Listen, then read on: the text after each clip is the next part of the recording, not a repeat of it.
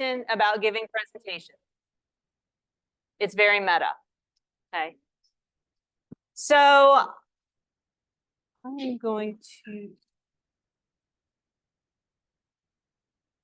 in the spirit of being very meta, here is a picture of me giving a presentation that I'm showing you while I'm giving a presentation. And I just do this to say, I have been giving presentations now and teaching for about 15 years. I would say this is not a natural thing for me to do. I have read that about 10% of people absolutely love to give presentations and really get energized by public speaking. And I'm one of the other 90% where it's taken me a long time to get comfortable with coming in front of an audience and presenting. So I wanted to share a few of the things that I have learned or experienced through my 15 years of giving presentations so that you never have to feel bad if any of these things happen to you. I have once been up in front of an audience giving a lecture and I could not remember a word. And not only could I not remember the word, I could not move on because I couldn't remember the word. And I stood there in silence for what felt like about 5 years. It's probably maybe 30 seconds before I finally figured out how to move on. So I've done that. Once when I was recovering from, a cold, I could not stop hacking and coughing. Just a dry cough, I could not stop. Everyone felt extremely uncomfortable, including me. That has also happened to me. One time, although I didn't feel very nervous, my voice would not stop shaking throughout the entire presentation. Just wobble like this. I couldn't make it stop. Sometimes I have walked into conference rooms, and they are a lot bigger than I thought they would be. That's really scary. You think you're going to be giving a presentation to maybe 50 people, and it turns out to be 300. That can be very scary. That's definitely happened to me. And one time in that situation, I had a co-presenter who backed out at the last minute, and I also had to present her material. That was very scary too. I have been promised presenter mode and it was not available. That was maybe the worst one of all. And I take that back because probably the worst thing that we can imagine happening to us has happened to me. And I was asked a question at the end of my lecture by a senior colleague and I didn't know the answer. So all of these things have happened to me. I'm still here. I've gotten through them. I've learned from them. And we're going to talk about some of these things today. So Dr. Travato gave you a lesson on how to write good objectives. So you can think in your head, you can look at mine, and you can evaluate how well I've done here. So the things that we're going to do today, we're going to talk about elements of successful presentations. I want you guys to reflect on any fears or anxieties you have about public speaking. So we're going to talk about them and talk about ways that we can mitigate those and kind of move past them. And then we'll talk about strategies for effective presentations, both the presentations themselves and the delivery of presentations.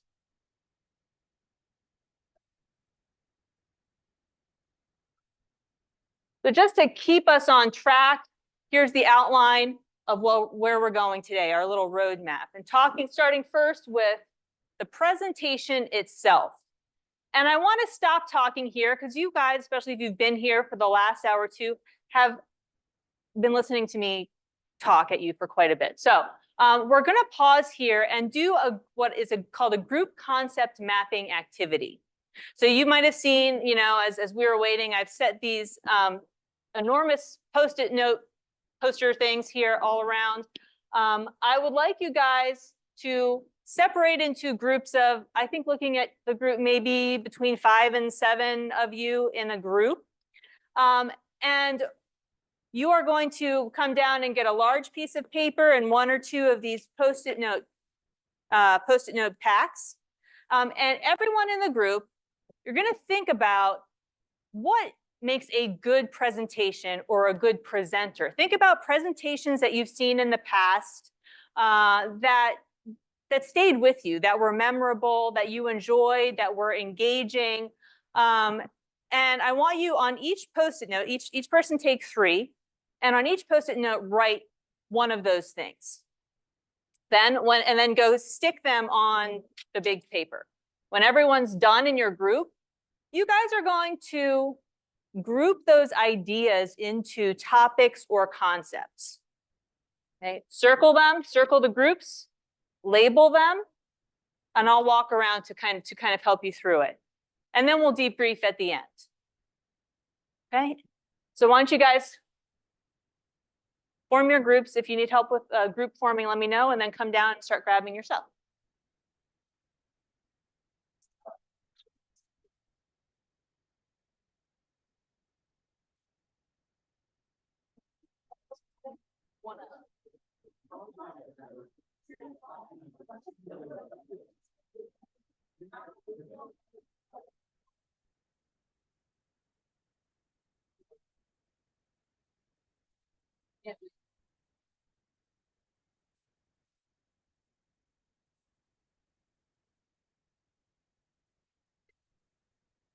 Oh, yes.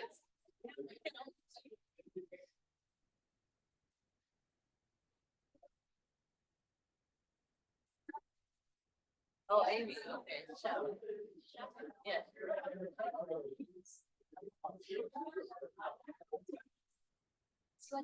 Shams. Yeah. Simran.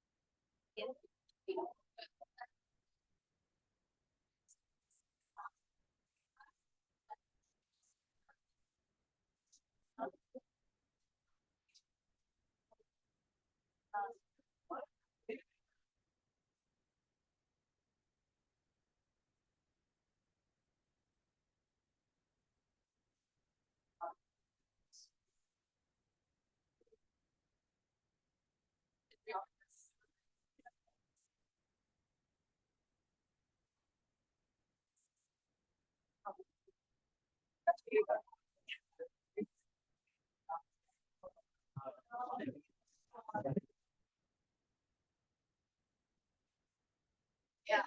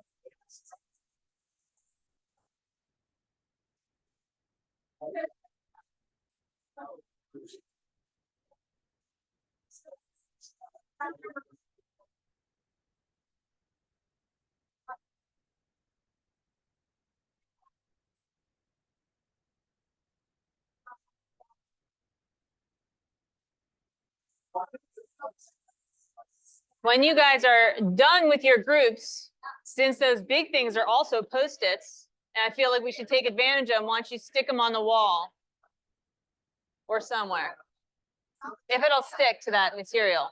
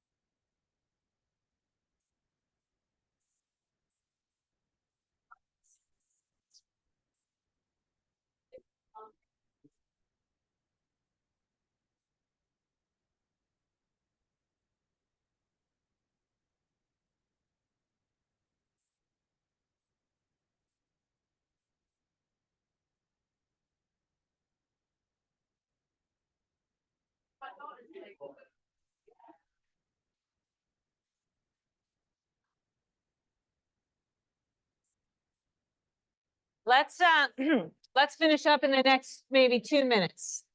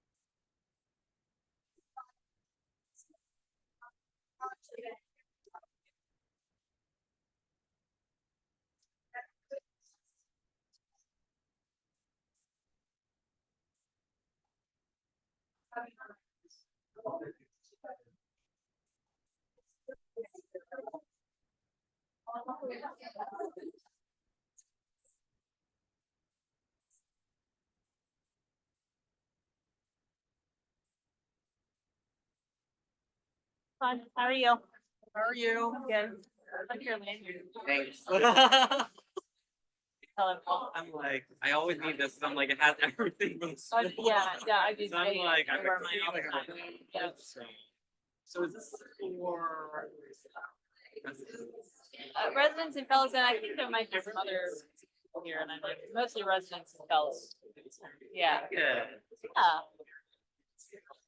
You did this every year? No, I've never done this. This is the first year that I have been part of this in my role, because now in my vice chair role, I'm running a certificate program. This is something that Christine and I sort of thought of doing, so I've never done it before, so we'll see how it goes. All right.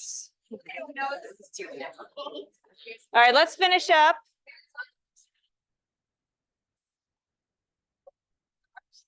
Because I want to talk a little bit about what you guys came up with.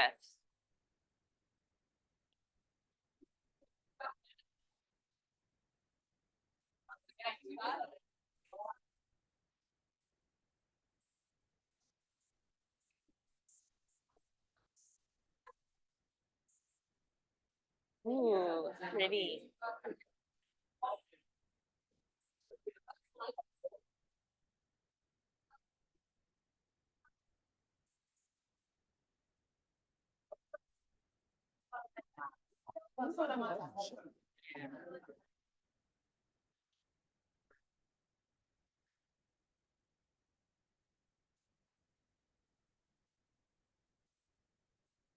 All right, guys, 30 seconds. Now let's sit down and we'll debrief.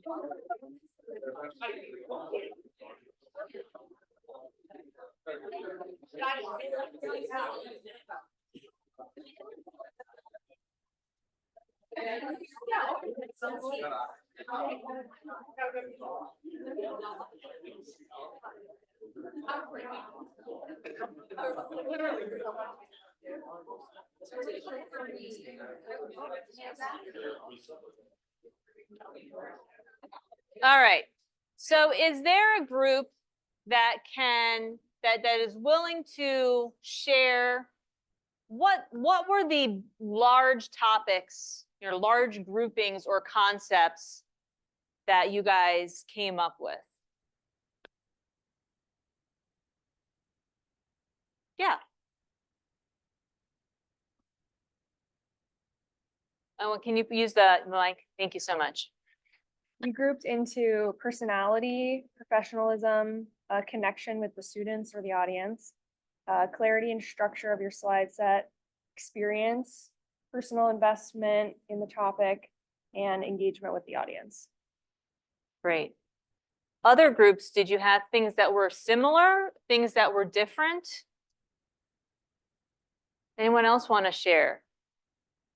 We did content and delivery Content and delivery. of both sections. So kind of two large diagram. groups, content and delivery. Anyone else, any other group want to share? I can share for the groups back here. Great. We had like passion, and then we went into relatableness of the presentation, and then we went into examples. And then from examples, we had engaging. So ours was kind of like a flow diagram. And then we had visuals and delivery. Great. So of the different concepts or groups, is there one that seemed to be more important than the others in making a good presentation? Our biggest ones that a lot of people said were visuals and delivery. Visuals and delivery. What about other groups? So one of our largest groups was engaging the audience. So examples were like finding ways to get audience participation through who, asking for questions, and then also one other topic was personality. So we had two people write, including jokes and just overall energy of the presenter. Right. Why do you think those things are more important? What I'm hearing is that sometimes the way that content is delivered maybe has more to do with how you feel as an audience member or how you respond than the actual content itself. Is that kind of a fair statement to make, do you think? Why is that more important to us? I don't disagree. Yeah. I think after being a student and you go through so many lectures for so long that you hear so much information, the things that stick are the things that are presented in a different way to you. So if somebody's passionate about what they're presenting about, if somebody can tie in things from their personal experience, there's tidbits that will help you remember it and make the information more appealing to you, as opposed to anyone can, technically get up and talk about something versus someone who can actually present it to you in a memorable way. Right, I agree. And I guess here's a question I have to kind of follow up on, why we like presentations. We like presentations that are fun or engaging, where the speaker is interesting or maybe funny. Do you think that it makes a difference in how well we retain information if we like the learning experience versus not liking the learning experience? Why do you think that is? Sometimes, and I'll just say this, sometimes the things I remember most come from experiences that I didn't find very fun. For instance, being on rotation and being put on the spot to answer a question I didn't know the answer to. Believe me, when I found out the answer, I never forgot it. That wasn't fun, but I retained that information. So, but do you think that it makes a difference if we do enjoy our learning experience? What do you think?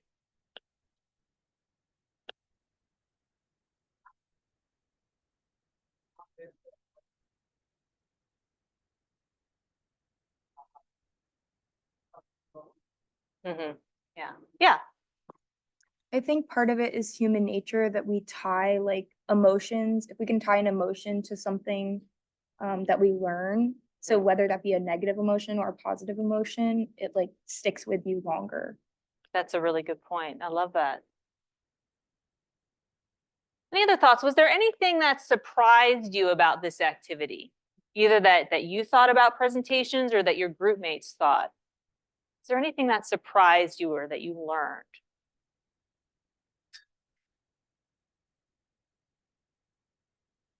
Anything that you'll take away from this activity? That's okay. Yeah.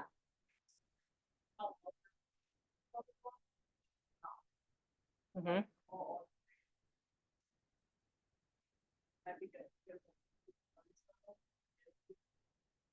That's a really good point. How do you think you might determine, how much you approach that kind of an audience, if you don't know your audience and you don't really have a way to find out people prefer visual or auditory learners, what are some ways that you can kind of adapt to that, do you think? Any ideas? Do both, yeah. That makes sense. You know, make sure that you are presenting things in a way that is engaging, but also for people who like to have things to look at, make sure that the visual aids that you use make sense. And I'll talk about that a little bit more in the presentation. Now, before I move on, are there any other comments about this activity? I'm going to go ahead and move on. So some of these things you may have heard, and some of these things came up, I'm sure they're on Post-it notes on your presentations. We've already talked about having clear objectives, and Dr. Travato talked about the importance of that, engaging content, and then structure. So I don't want to talk about how to write learning objectives, because you guys had plenty of that. I want to talk about why. Does anybody actually read them? And what's the point? Is it just an intellectual exercise? And I will argue that there are practical reasons that it's a good idea to write learning objectives. One is it makes you more efficient in creating your presentation. It's creating a plan for what you want your presentation to look like and what you want to achieve as the creator of your lecture, your presentation, your content. You're also level setting expectations.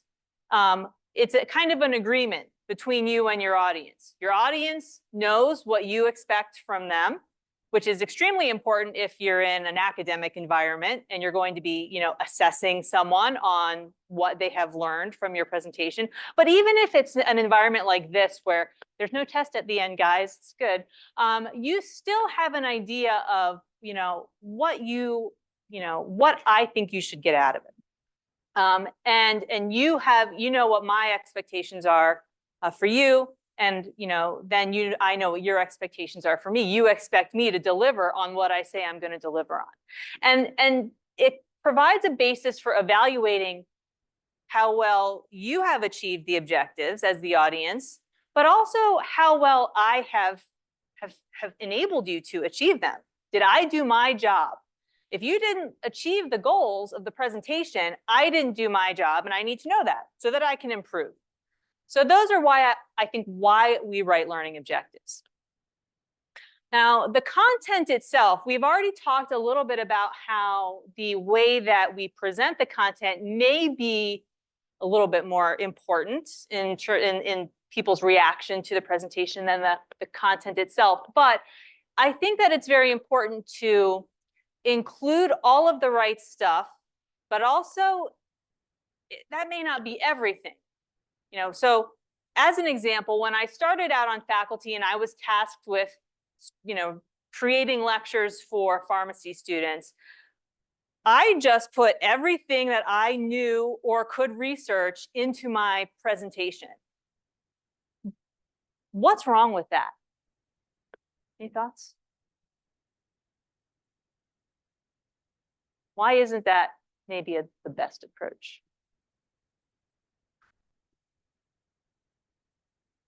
Yeah. You're learning something for the first time and somebody tells you like that you need to know everything, that's really overwhelming and you're gonna miss like all the key points. So like as the professor, I feel like part of your job is to cut it down to like what's the highlights or like what are the basics you really need to know to understand this concept, and then you can like build with time. Exactly. Different audiences need to know different things or different levels of things. So you need to think about who your audience is when you're creating the presentation. And this helps because you can refer, you know, when you create the objectives at the beginning, that helps you to avoid that, avoid including everything. And as I said before in the last hour, you're going to create a different lecture on, you know, treatment of cardiovascular disease for P1 pharmacy students than you are for, you know, a group of, you know, cardiac specialists, right? Or cardiac residents. So it's good to know your audience and think about what you can leave out and what you should include. Consider how much time you have. I think I heard a group talking about time, be on time. You know, I think we probably have all been to a presentation where the last 14 slides they did, you know, they took, you know, 58 minutes to do, you know, 60 slides and then 2 minutes to do 14 slides, you know, because they had to rush through at the end. They didn't have enough time. So know your time and how much time you have so that you know what to include. And then consider the scope of your presentation. If you're doing a really broad presentation, you might not be able to include a lot of detail on all the topics. You might have to just kind of skim over the top. If you're doing a single topic in detail, you can maybe dive in a little bit more. And then think about creative ways to break up a presentation. And this is, you know, where either asking, you know, polling the audience, doing a knowledge check, doing some kind of activity to keep the audience engaged. And you can also take the temperature of the audience. You know, those things are important. And then again, structure and flow, you know, refer to your objectives. This helps you avoid mission creep with your presentation where you just want to include this thing or this other thing, but if it's not related to your objectives, you shouldn't include it. And also have somebody review your presentation. Does it make sense to them? Does it flow? Is it well structured? Is it organized? It's helpful to have another pair of eyes. It doesn't necessarily need to be a content expert. This is where if you're in the teaching certificate program, your faculty mentor, even if they're not a content expert in your area, they can help to you know, give some feedback on the structure and flow of your presentation. All right, so we're moving on to the next part, which is building confidence. Okay. So I love this Mark Twain quote. There are two types of speakers, those that are nervous and those that are liars. Now, as I said before, I Googled, does anybody actually love public speaking? And apparently about 10% of the population actually loves it. But the rest of us, the 90% of us, you know, feel some level of nervousness. And I talked to a mentor of mine about this when I started on faculty. And he said, oh, I still feel, you know, I still get butterflies before a presentation. And he's someone I could never imagine. You know, teaching for 40 years, extremely confident in the classroom. You can never imagine. And what he told me was, it tells me that I care and that I want to do well and that I'm ready. So that's how I've tried to think about it when I feel those feelings myself. Yes, I feel those physical feelings I associate with being nervous, but I feel them because I care. I want to do a good job, and they're preparing me to do a good job. So I want to stop here. I want to pause here again, and I want you to turn to, you know, a partner or a couple of partners. Think about, is there something that you're nervous about when you have to do some public speaking? Giving a presentation, whether it's a large group or a small group. And what techniques do you use or do you think you might use to kind of mitigate that so that you can go out and perform? And if you are one of those 10% that absolutely loves it, then, you know, kind of share how you feel before a presentation and what you do to prepare. So let's take a few minutes, pair off or get in small groups. Talk about this for a little bit, and then maybe we can get some folks sharing with the larger group in a few minutes.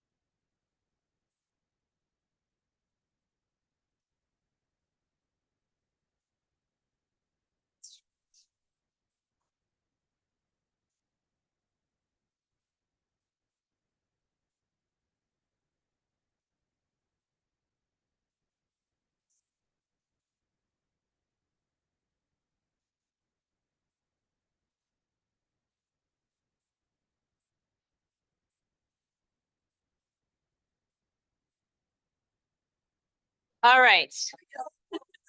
So I'm hopeful that you have kind of learned a little bit about each other and that maybe some of you will be willing to share.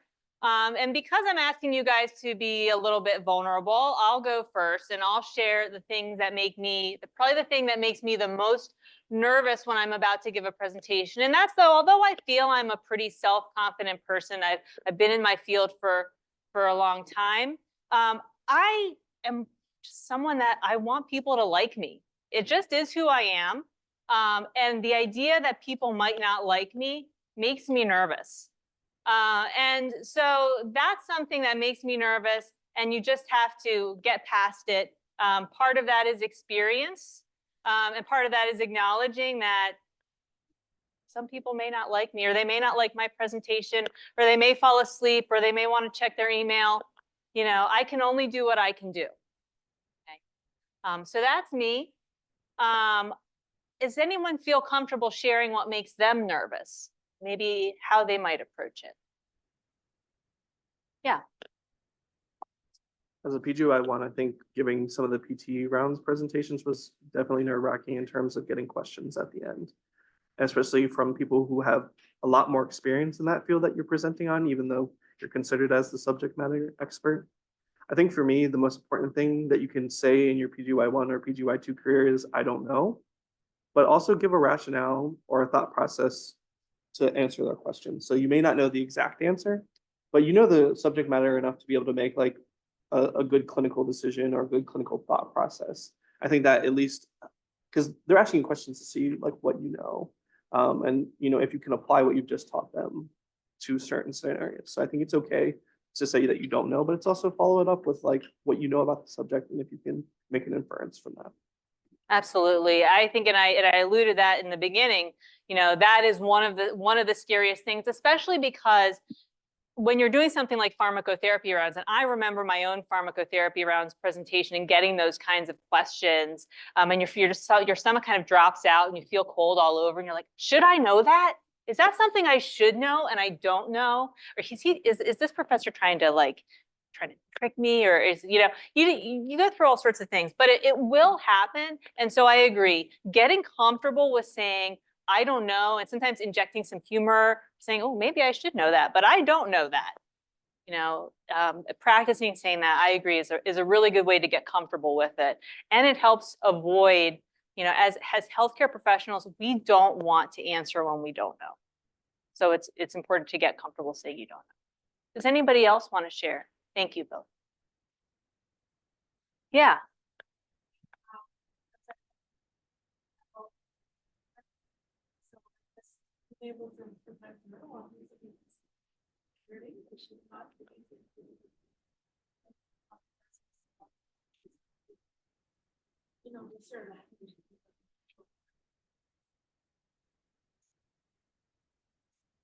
I can totally understand that. I cannot imagine giving a presentation in a language that was not my first language, or dialect that was not my first dialect. That's not something I've ever had to do, but I can imagine that's very difficult. So what do you do? How do you move past your nerves to?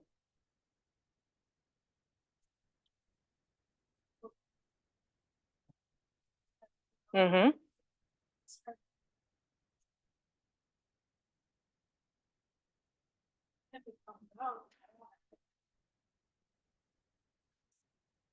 Absolutely. And you said something really important, which is that we are our own harshest judges, always. And probably the things that you think, oh, I wish I hadn't done it that way. No, many people or nobody even noticed. So I think that that's great. Just remember that you are your own harshest judge, but also you got to be yourself. You know, you don't owe anybody, you know, to be anything other than yourself when you're giving a presentation. Any last thoughts before I move on? We'll talk about some of these things too. Now, I have this great. I found this really great TED Talk, and I want to play a little bit of it. I have a couple clips that I want to share. Let me try to get to the, hang on a second. Let's see. Need this to be bigger so I can see. There I am. All right, hang on, technical issues, let me.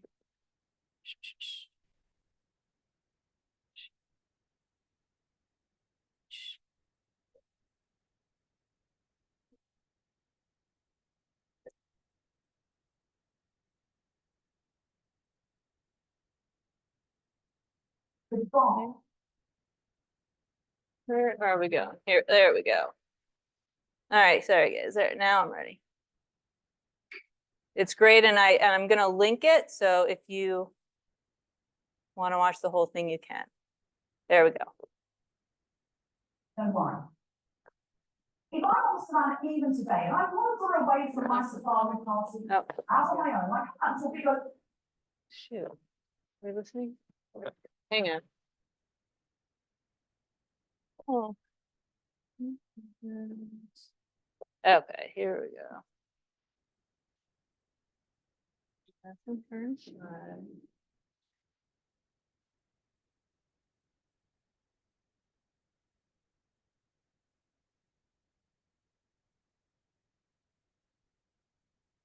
What am I smoother at home? don't worry. There we go. Oh, If shoot. I was to run even today, and I wander away from my All safari right, party. we'll just listen. To be open and feeling like this. And I look up. And I see this many eyes looking up. What probably am I? Food, prey, no. The fear of public speaking is essentially the fear of being eaten. Because audiences look a lot like lions. Think about lions in a nature documentary. They sit and stare. You don't see busy lions. Sit and stare. The lion looks at the gazelle looks at the lion, and the gazelle goes like that. Small purposeless movements. You don't see lionesses going, try to people. Because audiences look like lions, presenters feel like gazelles. All right, so that's what, let me see, I don't know why this isn't showing the right way. Let me.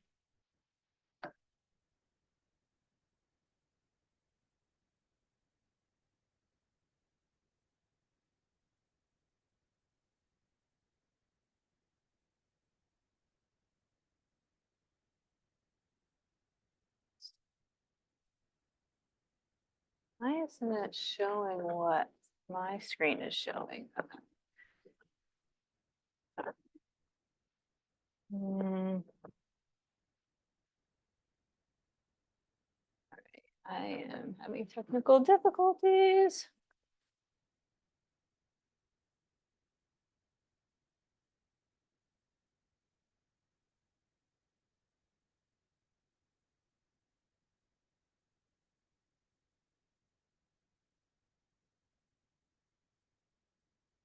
All right.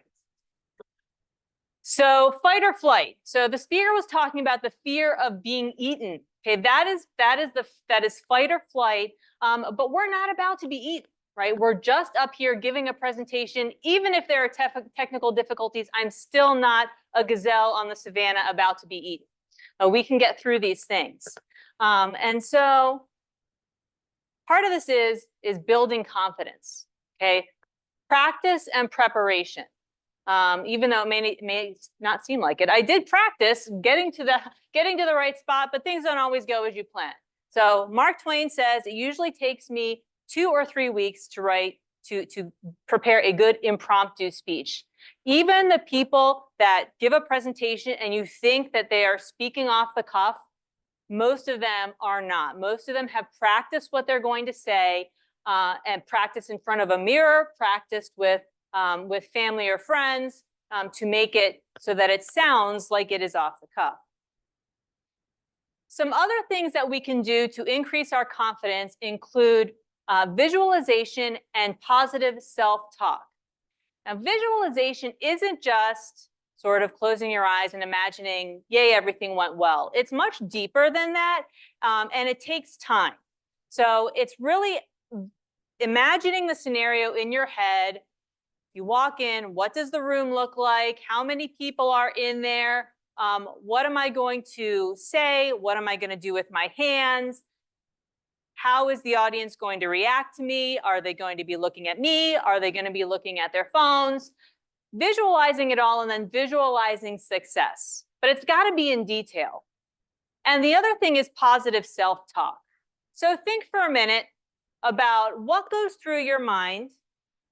What do you say to yourself before you are doing public speaking? Are you thinking, ooh, I hope they like me. Ooh, I hope I remember what I'm going to say. I'm so nervous. Or are you saying to yourself, I feel confident. I can do this. I've got this. Those things make a difference between, there is cognitive theory tells us that there is a connection between what we think and what we do. But it's more than that because it takes practice. Is there anybody here who plays an instrument or who played or plays competitive sports? Anybody? Okay, a few of you. So what is it called when you practice a movement so much that in a stressful moment, you don't have to think about it? You just do it. What's that called? Muscle memory. Well, this is something that takes that you can form muscle memory, but it takes practice. So you can't not practice things like visualization and positive self-talk and then expect to do them under stress. Okay? So practice them when you're not under stress so that when you are, you can do them. So I'm going to try this again to play this video. So learning how to breathe, there's lots of different breathing techniques, but it is a very good way to, especially if you're feeling nervous, if you're starting to feel those jittery fight and flight, to take 30 seconds or a minute and do some breathing exercise. And there's lots of different ways to do it. This is one that I think is helpful. And what it is you inhale through your nose, exhale through your mouth. And what I would like you guys to do is to practice something called diaphragmatic breathing, where you put one hand on your belly and one hand on your chest. When you inhale, you should inhale into your belly. So you shouldn't feel your chest expand. You should feel your belly expand when you inhale, and then contract when you exhale. Okay, in through the nose, out through the mouth, and we can follow if this works. Hopefully it will. Okay. We'll just follow the square. We're not going to do it for 3 minutes, but try to do it.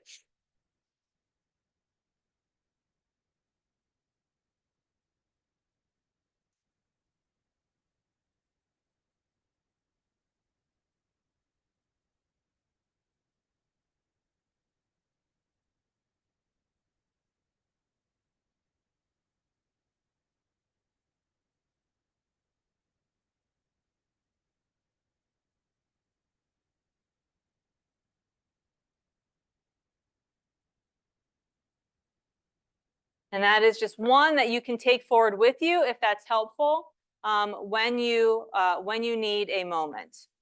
Okay. So here we're to engaging your audience. Let's see if I can. Yeah. The bar for presenting, speaking, communicating in general in the business world is incredibly low. The expectation is so low. In comedy clubs and theatres, it's very high. Well, you kind of got to be good, someone will throw a bottle right. There's no heckling in the corporate world, and that brings the standard down in general. I went into a law firm recently. I speak a lot for diversity, for gender diversity. And the law firm, they have women's networks once a month. They hire an expensive speaker once a month. I was getting my mic on. The lady who booked me turned to me and said, while you're speaking, they'll all be on their blackbooks. Don't take it personally. And I said, well, I will take it personally. Because if they're on their blackbooks, I'm not interested. I should take it personally. And he said, that's the audience is very busy. I said, no, about coming here and started singing Born This Way, would they look up? She said, well, that's I suppose they would. And I said, well, it's my job to be as interesting as Lady Gaga. He It's not their job to put their reference down. That seems to be a really low bar to me. So that is the truth, right? It's not your job to be interested in me. It's my job as a presenter to be interesting enough to have you guys look up from all of the other things that you have to do. Okay. And so that is on me. And there are some ways that we can make our presentations more interesting. We've already talked about how the delivery is so important. And one of these is the power of storytelling. Storytelling is great because it allows you to engage with your audience. It's how we convey empathy. It's how we are relatable to our audience. Stories can help us illustrate complex ideas, things like patient cases or medical, medical scenarios. They can inspire us to action. They can be examples of conflict and resolution and metaphors. We can talk about change, about how, what is and what could be to inspire people to change. We talked in our about effective visuals. Keeping it simple is great. High quality graphics, charts appropriately. Choosing the fonts well. You don't want to make your slides too busy. You just want them to convey ideas as simply as possible. Body language and presence. Okay, again, what do I do with my hands? And eye contact is important. I would say that if possible, you should not be speaking unless you are making eye contact with somebody. This is something we also work on, not looking at your notes, not looking at the ground, but looking at somebody. And if you can't make yourself look at somebody in the eye, because sometimes that's uncomfortable, look at their forehead or their nose, okay? But it helps you engage, and it helps people to engage with you. Open, upright posture, okay? Not, closed off. You want to convey confidence that you know what you're talking about, not that you are nervous or scared or that maybe you don't know. So no hands crossed in front if possible. Open and confident. And then movements should be big and purposeful. I certainly pace a little bit. That's something that I probably have to work on. But no small nervous movements. Make your gestures big, open, and purposeful.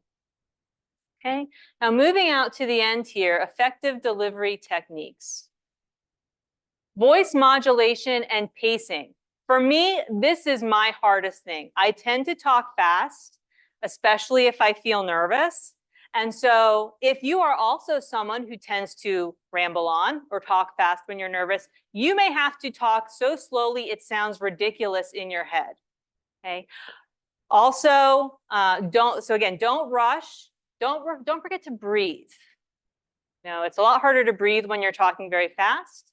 So don't forget to breathe. And minimize verbal pauses. This is another one, and maybe you guys have noticed this, I'm not sure. I'm terrible at this. If you have to pause, you should just pause. I am the queen of and and even on recordings that I do for the university that are to put on social media, I watch them and I didn't realize I said 3 times in that 30-second span, but I did. That's something that I have to work on. We can always continue to improve. And one way that I like to do this is to watch TED Talks, because there's a lot of great orators that give TED Talks, and just see how they do it. They're up there on a stage. They don't generally have slides. Sometimes they do. And what do they do? How do they move? How do they use their hands? What are they doing? How do they sound? It's a good way to, find someone that you want to emulate is always helpful. And I've linked a couple on a slide at the end, and I will ask Mr. Costa to send that out. And I want to close just with this last little bit, if I can get to the right spot here.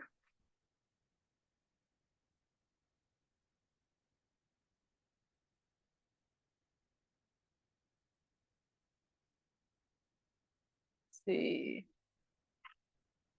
Any idea? It's so small. How I can. Bar for presenting speaking, communicating in Hang on. All right, let me, if I could. Hey, Daniel, we have 2 minutes left. Can you help me to make this screen here bigger so that I can scan to the right spot in this video? I don't know if it's taking it off.